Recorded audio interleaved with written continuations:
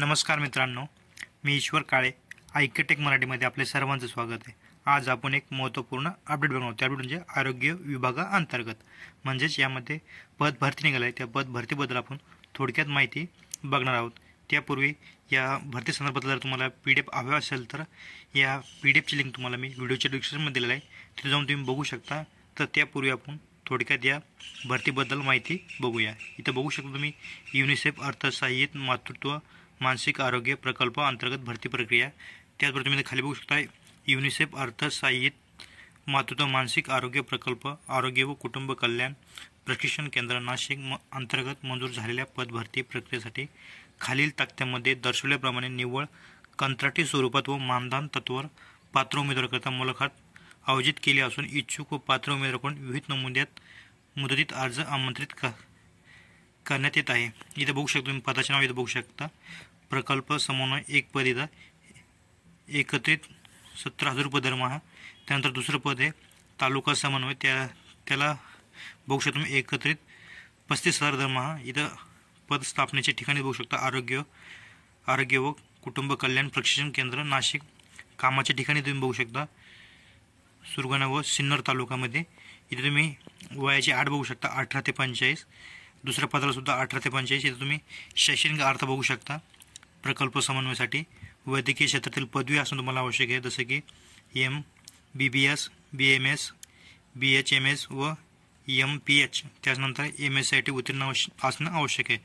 त्याचबरोबर तुम्ही इथे बघू शकता तुम्हाला इथं अनुभव 2 वर्षाचा तत्सम कार्यानुभव असण्याचं प्राधान्य आहे। त्यानंतर तुम्ही दुसऱ्या पदासाठी बघू शकता हे तुमचं MSW असणं आवश्यक आहे। त्याचबरोबर तुम्हाला MSCIT उत्तीर्ण असणं आवश्यक आहे। यामध्ये तुम्हाला अनुभव किमान 2 वर्षाचा तत्सम कार्याचा अनुभव असणाऱ्यांना प्राधान्य। आपण आणखीन थोडी काही खाली माहिती बघूया।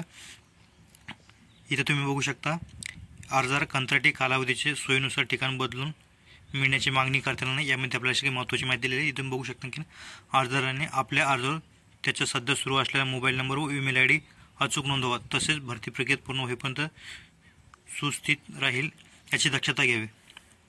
इथं बघू शकता तुम्ही आणखीन खाली काही महत्त्वाची माहिती आहे। पात्र उमेदवारास मुलाखतीसाठी दिनांक व वेळ दूरध्वनी व मेलद्वारे करण्यात येईल।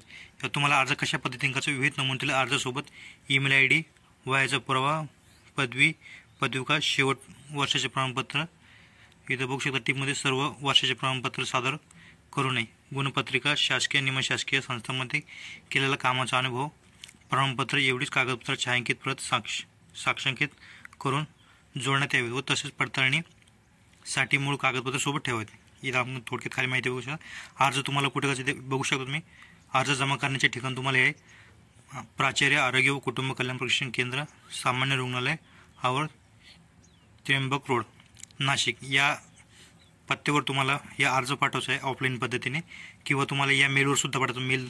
इथं अर्ज जमा करण्याची अंतिम तारीख 9/12/2024 असून कालीन वेळेत सुट्टीचे दिवस बघून इथे बघू शकता तुम्ही सर्व सुहस्ते टपालद्वारे व ईमेलद्वारे स्वीकारण्यात येईल। तुम्ही ऑफलाईन पद्धतीने पाठवायचं तुम्हाला या ॲड्रेसवर पाठवायचं महाप्राचार्य आरोग्य कुटुंब कल्याण प्रशिक्षण केंद्र इथं आपल्याला पाठवायचं, आणि किंवा तुम्हाला या मेलवर तुम्हाला अर्ज पाठवायचा आहे। त्यानंतर इथं बघू शकता अशा खाली रिक्वायरमेंट 2024 ॲप्लिकेशन फॉर्म।